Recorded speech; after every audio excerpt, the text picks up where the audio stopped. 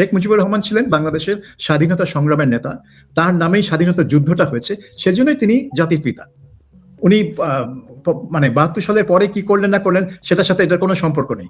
উনি 48 সাল থেকে 72 সাল পর্যন্ত যা করেছেন সেই কারণেই তিনি জাতির পিতা। এখন 75 সালে কিন্তু আপনার আওয়ামী লীগের জন্য ওয়েট করতে হচ্ছিল। আওয়ামী লীগ, তারপরে বঙ্গবন্ধু পরিষদ, তারাই কিন্তু আবার এই শেখ মুজিবকে ইতিহাস থেকে বাদ দেওয়ার প্রবণতাটাকে বা প্রচেষ্টাকে প্রতিহত করার জন্য লড়াই করেছিল। এখন কিন্তু সাধারণ মানুষই সামাজিক মাধ্যমের মাধ্যমেই করছে। সো এটা একটা মানে নতুনত্ব, অবশ্যই একটা বড় নতুনত্ব। দেখেছি বঙ্গবন্ধুকে বলা হতো যে মুকুটহীন সম্রাট, বাংলার রাখাল রাজা, কত ভাবে তাকে আখ্যায়িত করা হয়েছে। এমন এক নেতা যার এক আঙ্গুলের নির্দেশে মানুষ, তিনি যা বলতেন মন্ত্রমুগ্ধের মতো মানুষ তার শুনতেন। সেই মানুষটিকে, সেই নেতাকে আমরা, আমাদের প্রজন্ম, আমরা 24-এ এসে দেখলাম কি অসম্মান তার প্রতি জানানো হলো। 32 নম্বর ভেঙে চুরমার করে দেয়া হলো। কিন্তু আজকে দেখেন, আমি তো দেখি সোশ্যাল মিডিয়ায় তার জন্মদিন আগে কখনো এভাবে করে কেউ উদযাপন করেছে কিনা আমার ডাউট আছে। হ্যাঁ, একটা রাষ্ট্রীয় আচারের মধ্যে ছিল, কিন্তু যখনই বঙ্গবন্ধু ওই রাষ্ট্রীয় আচার থেকে বের হয়ে আসেন, জনতার মধ্যে চলে যান, মানুষ স্বতঃস্ফূর্ত ভাবে দেখি তার জন্মদিনকে এমন ভাবে, আমি তো দেখি আমার নিউজ ফিড একদম সয়লাভ হয়ে গেছে আজকে বঙ্গবন্ধুর জন্মদিনে। আপনি কি দেখছেন? হ্যাঁ, আসলে বাংলাদেশে কিন্তু জন্মদিন সেভাবে, নেতাদের জন্মদিন পালনের রেওয়াজ সেভাবে নেই। এবং শেখ মুজিবের জন্মদিন কিন্তু সেভাবে ইভেন যখন রাষ্ট্রীয়ভাবে কিন্তু সেভাবে পালন করা হতো না। 17ই মার্চকে বোধহয় জাতীয় শিশু দিবস ঘোষণা করা হয়েছিল শেখ হাসিনার সময়, কিন্তু ঠিক শেখ মুজিবের জন্মদিন হিসেবে সেটা পালন করা হতো না। যেটা না মৃত্যু দিবস পালন করা হয়, 15ই আগস্ট জাতীয় শোক দিবস হিসেবে পালন করা হতো। কাজেই মানুষ কিন্তু নেতাদের জন্মদিনে সেভাবে ঠিক মানে স্মরণ করতে চায় না, কারণ ওটা মনে হয় যে একটু তোষামোদী হয়ে যায়। কিন্তু এইবার আপনি যেটা বলছেন, আমিও সেটাকে লক্ষ্য করেছি আমার নিউজ ফিডেও, যে অনেকে যারা হয়তো আগে কখনোই শেখ মুজিবের জন্মদিন নিয়ে মাতামাতি করেন নাই, কিন্তু সবসময় 15ই আগস্টে একটা কমেন্ট করতেন বা একটা কিছু শেয়ার করতেন, তারা দেখি আজকে অনেকেই শেখ মুজিবের ছবি শেয়ার করছেন, তারপরে কোনো ফটোকার্ড শেয়ার করছেন, এমনকি 7ই মার্চের ভাষণের ছবিও শেয়ার করছেন। সো এটা থেকে বোঝা যাচ্ছে যে তারা বুঝতে পারছে যে এখানে রাষ্ট্রীয়ভাবে 2024 সালের 5ই আগস্টের পর থেকেই রাষ্ট্রীয়ভাবে শেখ মুজিবকে মানে ইতিহাস থেকে মুছে ফেলার একটা চেষ্টা চলছে। ঠিক 75 সালে আগস্টের পরে যেই প্রচেষ্টা হয়েছিল, সেরকম একটা প্রচেষ্টা আবার শুরু হয়েছে, কিন্তু তখন তো সামাজিক মাধ্যম ছিল না, এখন সামাজিক মাধ্যম আছে। সো এইটার বিরুদ্ধে যে, এবং অনেকে মনে করেছিলেন যে বিএনপি ক্ষমতায় আসার পর হয়তো এটা বদলাবে, কিন্তু এটা বদলায়নি। ইনফ্যাক্ট বিএনপি ঠিক ইউনূস সরকার যেভাবে গেছেন, বিএনপি সরকারও ঠিক সেভাবেই যাচ্ছেন। সো এখন অনেকের হাতেই সামাজিক মাধ্যম আছে, তো এই যে শেখ মুজিবের নাম মুছে ফেলার প্রচেষ্টা, সেটা সামাজিক মাধ্যম দিয়েই মোকাবেলা করা হচ্ছে। আগে 75 সালে কিন্তু আপনার আওয়ামী লীগের জন্য ওয়েট করতে হচ্ছিল। আওয়ামী লীগ, তারপরে বঙ্গবন্ধু পরিষদ, তারাই কিন্তু আবার এই শেখ মুজিবকে ইতিহাস থেকে বাদ দেওয়ার প্রবণতাটাকে বা প্রচেষ্টাকে প্রতিহত করার জন্য লড়াই করেছিল। এখন কিন্তু সাধারণ মানুষই সামাজিক মাধ্যমের মাধ্যমেই করছে। সো এটা একটা মানে নতুনত্ব, অবশ্যই একটা বড় নতুনত্ব।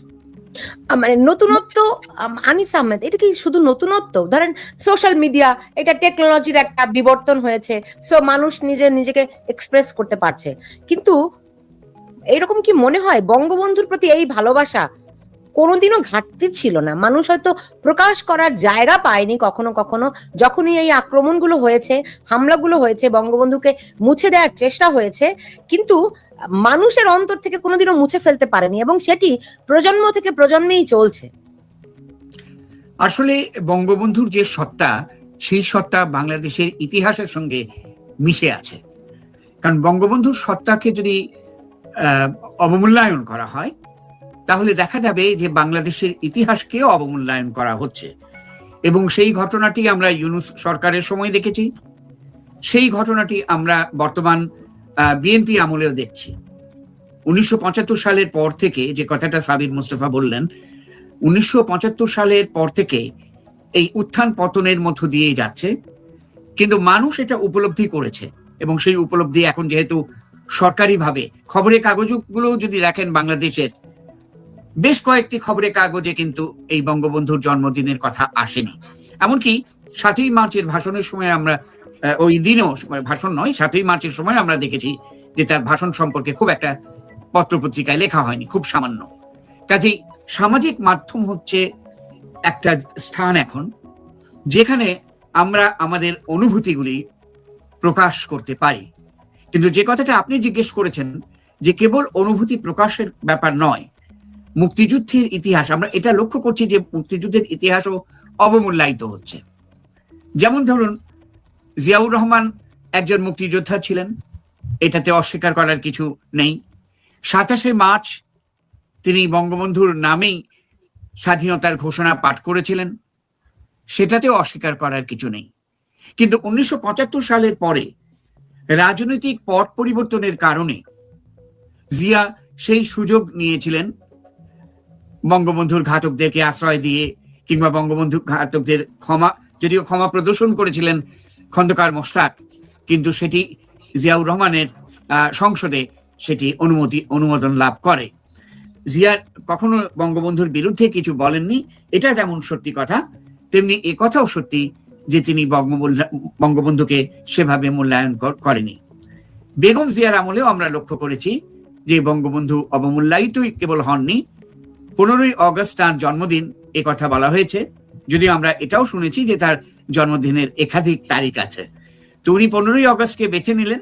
আর সত্যি সত্যি যদি 15ই অগস্ট তার জন্মদিন হয়, 15ই অগস্ট মানুষের জন্মদিন হতেই পারে, কিন্তু একজন নেত্রী হিসেবে যেখানে জাতির জনকের মৃত্যুবার্ষিকী, সেটাকে কেন জন্মদিন হিসেবে ঘটা করে পালন করতে হবে?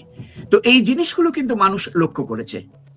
অধ্যাপক ইউনূসের আমলেও আমি প্রশ্ন করেছিলাম, আমি তখন ভয়েস অফ আমেরিকায় ছিলাম, সাবির মুস্তফা জানেন ভালো। আমার একটা নিতান্তই নিরপেক্ষ প্রশ্ন ছিল অন্যান্য প্রশ্নের মধ্যে, যে 15ই অগস্টে ছুটি আপনার সরকার বাতিল করে দিল, বঙ্গবন্ধুর বাড়ি ভাঙা হলো, তখন প্রথমবার ভাঙা হলো, এরপর তো বহুবার ভাঙা হয়েছে, পুড়িয়ে দেওয়া হয়েছে, তা আপনার অনুভূতি এ ব্যাপারে কি? তো উনি ইতিহাসের ক্ষেত্রে রিসেট বাটনের যে কথাটি বললেন সেটা কিন্তু ভাইরাল হয়ে গেল। তো এখন এই সোশ্যাল মিডিয়াতে এই কথাটাই উঠে আসছে যে এই রিসেট বাটন কথাটা ঠিক নয়।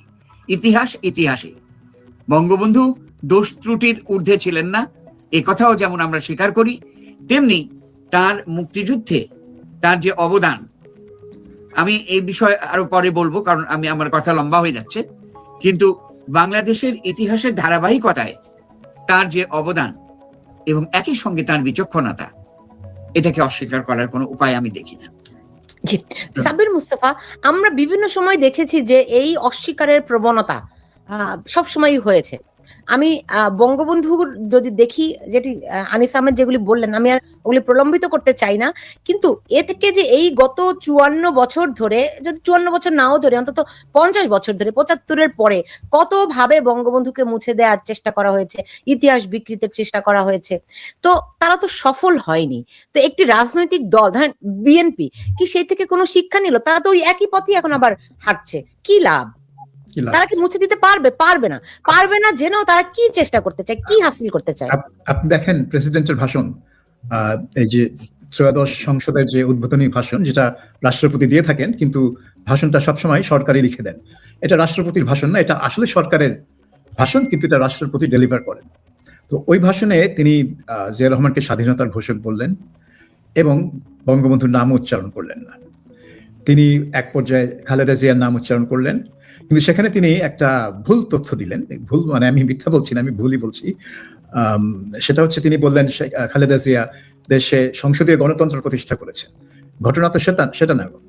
সংসদীয় গণতন্ত্র প্রতিষ্ঠিত হয়েছে 1972 সালে। 75 সালে সেটা লাইনচ্যুত হয়ে যায়, তখন প্রেসিডেন্ট সিস্টেম আসে। খালেদা জিয়ার আমলে যেটা হয়েছে 91-তে সংসদীয় গণতন্ত্র পুনঃপ্রতিষ্ঠিত হয়েছে, কিন্তু সেখানেও তিনি কিন্তু প্রথমে আগ্রহী ছিলেন না। মানে আওয়ামী লীগের চাপাচাপির কারণেই তিনি সেই লাইনে এসেছেন এবং তার দল সম্মত হয়েছে। তো যাই হোক, সেখানেও দেখা গেছে যে পুরো ভাষণে শুধু দুটো ব্যক্তির নাম বলা হলো, প্রধানমন্ত্রী তারেক রহমানের পিতা এবং মাতার, আর কারো নাম বলা হয়নি পুরো ভাষণে।